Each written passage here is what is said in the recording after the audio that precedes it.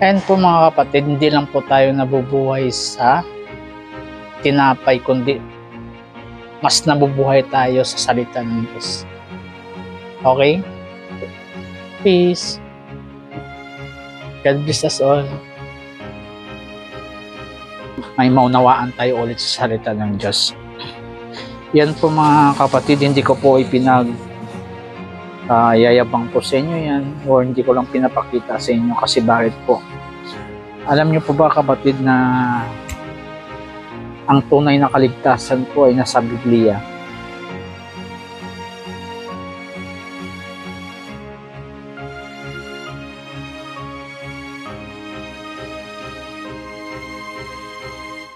Mga kapatid, nagbabasa po tayo ng Biblia sa umagang ito.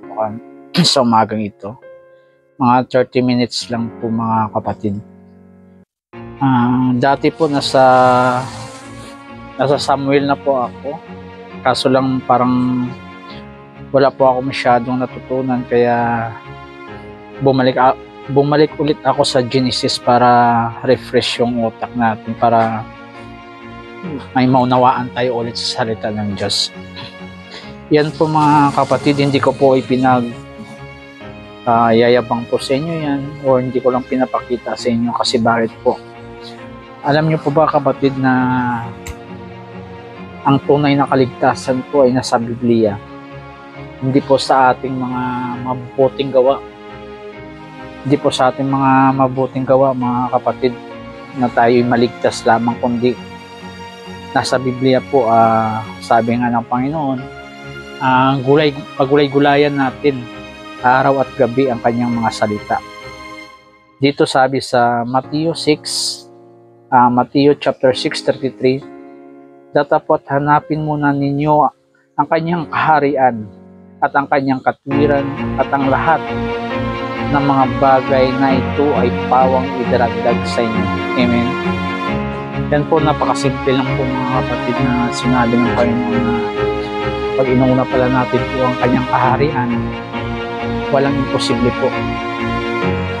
Walang imposible na, ayan po mga kapatid, pag inuuna natin po yung kaharian ng Diyos, walang imposible po. Una-una po, hindi tayo magugutom sa salita ng Diyos. Makakain po tayo araw-araw ng kanyang mga salita, at marami po tayong mga natutunan para sa kanyang salita. Diba? Napakasimple lang po. Unahin natin yung kaharian niya. Pawang daragdag na lang po ang ating mga pangangailangan araw-araw. Ipag-pray natin ang tentim. And po mga kapatid, hindi lang po tayo nabubuhay sa tinapay, kundi mas nabubuhay tayo sa salita ng Diyos. Okay? Peace. God bless us all.